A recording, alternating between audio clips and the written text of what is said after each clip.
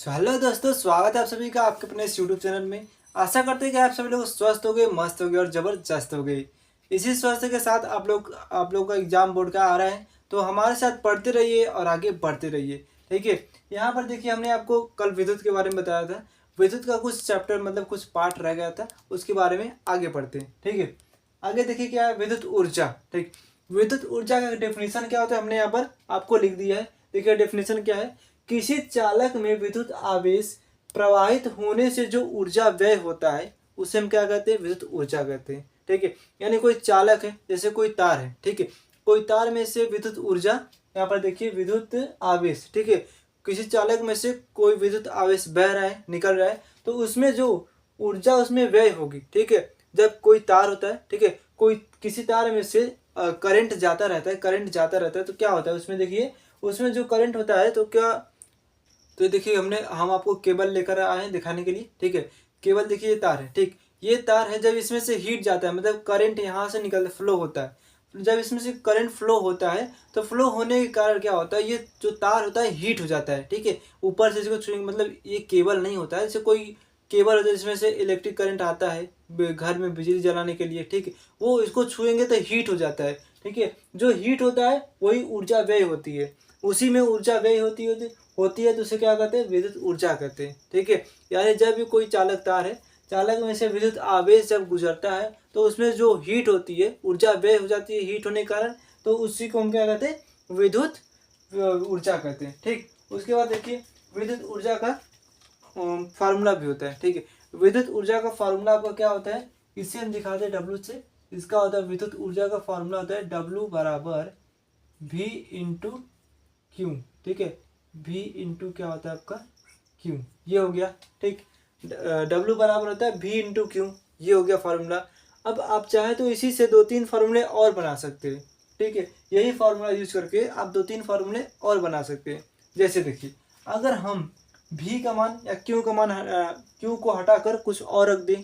ठीक है। जैसे देखिए, Q बराबर हम आपको जानते हैं, नहीं जानते। ठीक है। देखिए, क्यू का मान अगर हटाकर हम क्यू बराबर हम आई टी अगर रख दें तो क्या होगा, देखिए क्यू बराबर हम आई टी रख दें, क्योंकि ये मान होता है। ठीक है। क्यू बराबर आई टी होता है। क्यू को हटाकर आई टी रखेंगे तो क्या होगा, भी बराबर होता है भी इंटू आई टी। ये हो जाएगा आपका, एक फॉर्मूला निकल गया दूसरा का वाला, डब्ल्यू बराबर भी आई टी हो गया। ठीक। उसके बाद अगर हम क्या करेंगे, इसको जब हटाएं तो ये हुआ। ठीक। अगर हम क्या करें, भी को हटा दें। ठीक है। अगर हम भी को हटाएंगे तब क्या होगा, देखिए भी बराबर क्या होता है, यहाँ पर भी बराबर आपका होता है आई इंटू आर। ठीक। ये होता है। अब भी का मान यहाँ पर हम भी रख देंगे। ठीक।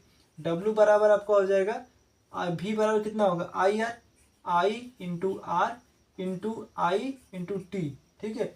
आई दो बार है तो इसका स्क्वायर कर देंगे, डब्ल्यू बराबर आ जाएगा आई स्क्वायर आर टी। एक फॉर्मूला आपको यहाँ से मिल गया। ठीक है। एक दो तीन, तीन फार्मूले हो गए। ठीक है। उसके बाद एक और फार्मूला निकाल सकते हैं इसी से हम। देखिए कैसे निकालेंगे, अगर हम यहाँ से आई को हटा दें। ठीक है। अगर हम आई को हटा दें तो फिर आपका क्या आएगा, देखिए अगर हम यहाँ से आई को हटाएं, डब्ल्यू बराबर आपका आई बराबर क्या होगा, आई बराबर होता है भी बाई आर। ठीक। ये होता है। अगर हम आई को हटाएंगे तब आपको कितना मान निकल के आएगा, देखिए यहाँ पर आपको रखेंगे, यहाँ से रखेंगे तो डब्ल्यू बराबर आपका हो जाएगा, यहाँ से आई को हटा दीजिए, आई का स्क्वायर है यानी भी का स्क्वायर अपन में आर का स्क्वायर हो गया। ठीक। और ये आपका आर है, इंटू में आर है, और टी है। ये आर एक आर से कट जाएगा। ठीक है। बचेगा आपका कितना, आपका बचेगा डब्ल्यू बराबर भी स्क्वायर अपान में आर इंटू टी। ये हो गया। ठीक है। यानी कि आपको हमने चार फॉर्मूले बता दिए। ठीक है। एक यहाँ पर है, दो तीन। ठीक है। एक दो तीन और ये वाला एक चार। ठीक है। यानी कि इसी से मिलता जुलता आप कोई फार्मूले बना सकते हैं। बस इसका मान यहाँ पर रखिए, उसका मान वहाँ पर रखिए, आप ऐसे ही करके बहुत सारे फार्मूले बना सकते हैं।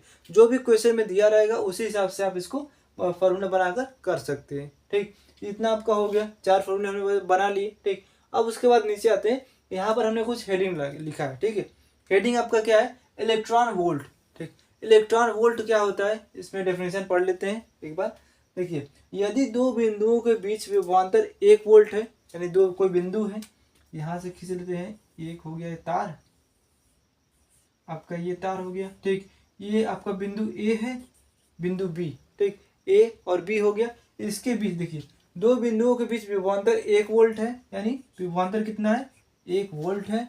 तो एक इलेक्ट्रॉन को एक बिंदु से दूसरी बिंदु तक ले जाने में किया गया कार्य क्या कहलाएगा, 1 इलेक्ट्रॉन वोल्ट कहलाएगा। जैसे देखिए, कोई एक इलेक्ट्रॉन आपका यहाँ पर है, एक इलेक्ट्रॉन यहाँ पर है, इस तार के इस कोने में, इसको पकड़कर एक बिंदु से दूसरे बिंदु तक, इसको पकड़कर हम यहाँ लेकर आ रहे हैं, मान लीजिए हम यहाँ लेकर आ रहे हैं। ठीक, इसको क्या करते हैं, हम यहाँ से डायरेक्ट एक बिंदु तक यहाँ ला दिए। ठीक, एक बिंदु से पकड़ के दूसरे बिंदु तक लाने में जो कार्य करना पड़ता है उसे कहते हैं 1 इलेक्ट्रॉन वोल्ट, उसे कहते हैं। ठीक है, वही होता है 1 इलेक्ट्रॉन वोल्ट। यानी कि जो कोई दो बिंदु है, कोई दो बिंदुओं के बीच में, अरे यार मक्खी परेशान कर रही है। हाँ, तो देखिए, कोई दो बिंदु है, दो बिंदु के बीच में क्या करता है, कोई इलेक्ट्रॉन है। ठीक है, इलेक्ट्रॉन को एक बिंदु से दूसरे बिंदु तक जब हम ले जाते हैं, उसमें जो कार्य करना पड़ता है उसे क्या कहते हैं, इलेक्ट्रॉन वोल्ट कहते हैं। ठीक है, आगे देखते हैं, एक इलेक्ट्रॉन वोल्ट में कितना जूल होता है, 1.6 इंटू 10⁻⁻19 जूल होता है। ठीक है, ये आपको याद कर लीजिएगा, ये कभी कभी बहुविकल्पी में पूछता है। ठीक है, बहुविकल्पी में क्या पूछता है कि 1 इलेक्ट्रॉन वोल्ट में कितना जूल होता है, ये पूछता है। अब याद करेंगे तो बहुत अच्छा रहेगा, आपका 1 नंबर बन जाएगा। 1 इलेक्ट्रॉन वोल्ट में होता है आपका 1.6 इंटू 10⁻⁻19 जूल होता है। ठीक, इसको आप स्क्रीनशॉट लेना चाहिए तो ले लीजिएगा, स्क्रीनशॉट ले लीजिए, उसके बाद हम इसको मिटाते हैं। ठीक है, स्क्रीनशॉट हो गया तो अभी हम इसको मिटा के फिर आगे बताते हैं आपको। हाँ, तो फिर आगे देखते हैं। ठीक है, उसमें ऊर्जा के बारे में पढ़ते हैं। देखिए, उसमें ऊर्जा होता क्या है, यहाँ पर डेफिनेशन हमने लिख दिया है। डेफिनेशन देखिए क्या है, किसी चालक का प्रतिरोध R ओम है। ठीक है, कोई चालक है, उसका प्रतिरोध कितना है, R ओम है, और तथा इसके सिरों के बीच जो विभवांतर है वो V वोल्ट है। यदि चालक में I एम्पियर की धारा t सेकेंड के लिए प्रवाहित हो रही है, तो जो चालक में विद्युत ऊर्जा जो व्यय होती है, ठीक है, तो चालक में विद्युत ऊर्जा व्यय होती है, उसे हम क्या कहते हैं, उसे उसमें ऊर्जा कहते हैं। ठीक, वही उसमें ऊर्जा कहलाती है। ठीक, अब इसका कुछ फार्मूला होता है, इसका एक फार्मूला होता है, उसको देख लीजिए क्या होता है। इसका एक फार्मूला होता है आपका H बराबर I² RT। ठीक है, ये आपका क्या होता है, इसका फॉर्मूला होता है। ठीक, ये होता है आपका फॉर्मूला, H बराबर I² plus I² into RT होता है, ये होता है। और जो आपका होता है, इसका मात्रक क्या होता है, ठीक है, इसका मात्रक आप हमेशा होता है जूल। ठीक, इसका मात्रक क्या होता है, जूल होता है, जूल या फिर कैलोरी, कैलोरी आपका मात्रक क्या होता है, इसका जूल होता है या फिर क्या होता है, कैलोरी होता है। ठीक, उसके बाद देखिए, आपका हम देखते हैं धारा और मतलब H और I में संबंध। ठीक है, H और I में संबंध। ठीक है, आपका क्या होता है, H और I में क्या संबंध है। ठीक है, H और I में संबंध आपका है कि जो H होता है, ठीक, वो डायरेक्टली प्रोपोर्शनल होता है। ठीक है, उसके बाद देखिए आपका क्या है, उसके बाद आपका है H और I में क्या संबंध है। ठीक है, H I में क्या संबंध है, जो H होता है वो डायरेक्टली प्रोपोर्शनल होता है किसके, R² के होता है।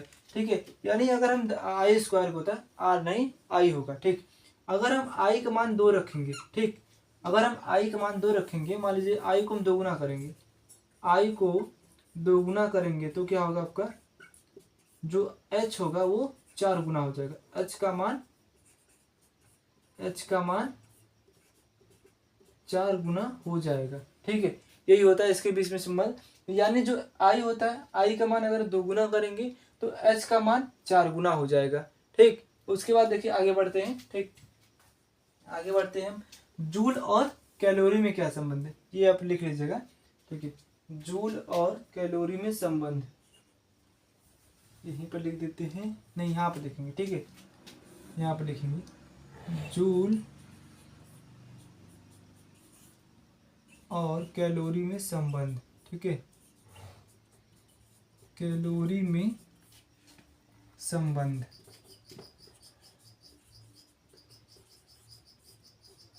ये आपका हो गया। ठीक है, जूल और कैलोरी में आपका संबंध होता है। संबंध आपका क्या होता है, जो जूल होता है। ठीक है, एक जूल बराबर कितना होता है, एक जूल बराबर होता है 0.24 कैलोरी। ठीक है, आप ये याद कर लीजिएगा, एक जूल बराबर कितना होता है, 0.24 कैलोरी होता है एक जूल बराबर। ये आपको याद करना होगा। ठीक है, ये आप याद कर सकते हैं क्योंकि ये आपका बहुविकल्पी में पूछेगा। ठीक है, बहुविकल्पी में पूछने वाला सवाल है। अब और एक आप ये याद कर लीजिएगा। ठीक, जो HI में क्या संबंध होता है और जूल और कैलोरी में क्या क्या संबंध होता है, ये दोनों याद करना होगा। आप स्क्रीनशॉट लेना चाहे तो ले सकती है। ठीक है, स्क्रीनशॉट ले लिए होंगे। उसके बाद देखिए इसको मिटाकर हम आगे चलते हैं। इसको मिटाने के बाद हम आगे बढ़ते हैं। ठीक है, मिटा दे भी तो देखिए उसको मिटाकर हमने लिख दिया यहाँ पर विद्युत शक्ति। ठीक है, अगला टॉपिक विद्युत शक्ति है। विद्युत शक्ति किसे कहते हैं, किसी विद्युत परिपथ में, ठीक है, किसी विद्युत परिपथ में विद्युत ऊर्जा के व्यय होने की दर को विद्युत शक्ति कहते हैं। ठीक है, यानी कोई परिपथ है, कोई भी रास्ता है, कोई भी तार है। ठीक, कोई तार है, ये तो हो गया आपका तार। ठीक है, कोई परिपथ है, इसमें क्या हो रहा है, विद्युत ऊर्जा की व्यय हो रही। विद्युत ऊर्जा मतलब कि वो खत्म हो रहा है, व्यय हो रहा है, उसकी दर को क्या कहते हैं, विद्युत शक्ति कहते हैं। इसे किससे दिखाते हैं, हम P से दर्शाते हैं। ठीक है, इसका फॉर्मूला आपका होता है, इसका फॉर्मूला भी यहाँ पर लिख देंगे हम। इसका फॉर्मूला होता है P बराबर होता है W/T। ठीक है, ये आपका फॉर्मूला होता है P बराबर W/T और इसका मात्रक होता है वॉट। ठीक है, इसका मात्रक वॉट होता है, या फिर इसका मात्रक एक और होता है। ठीक, इसका निकालेंगे W का होता है जूल और इसका होता है समय यानी सेकेंड, तो आपका आ जाएगा जूल। ठीक है, जूल प्रति सेकेंड, ये भी मात्रक होता है, दोनों याद रखिएगा।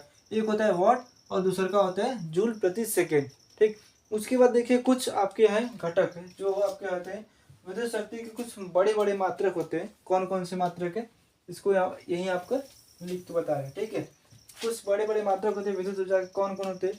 पहला आपका हो गया किलोवाट। ठीक, आपका हो गया पहला किलोवाट, किलोवाट हो गया आपका। ठीक, दूसरा का आपका हो गया कि मेगावाट,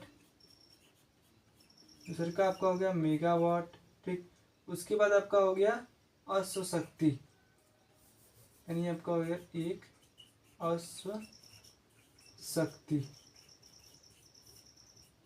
ठीक है, ये आपका हो गया एक अश्व शक्ति, एक आपका हो गया अश्व शक्ति हो गया। ठीक है, अब उसके बाद देखिए 1 किलोवाट में कितना वाट होता है, 1 किलोवाट में 10⁻³ वाट होता है। ठीक है, ये आप याद रखिएगा।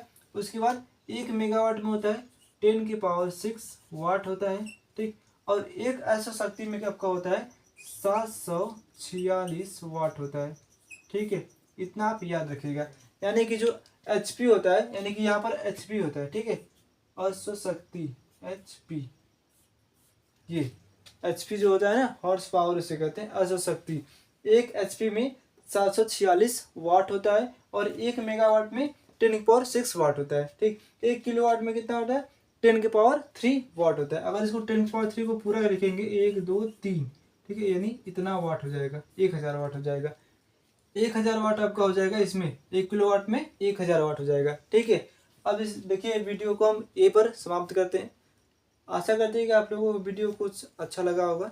ठीक है, अच्छा लगा तो लाइक जरूर करिएगा, सब्सक्राइब जरूर करिएगा। थैंक यू फॉर वॉचिंग, मिलते हैं अगले वीडियो में।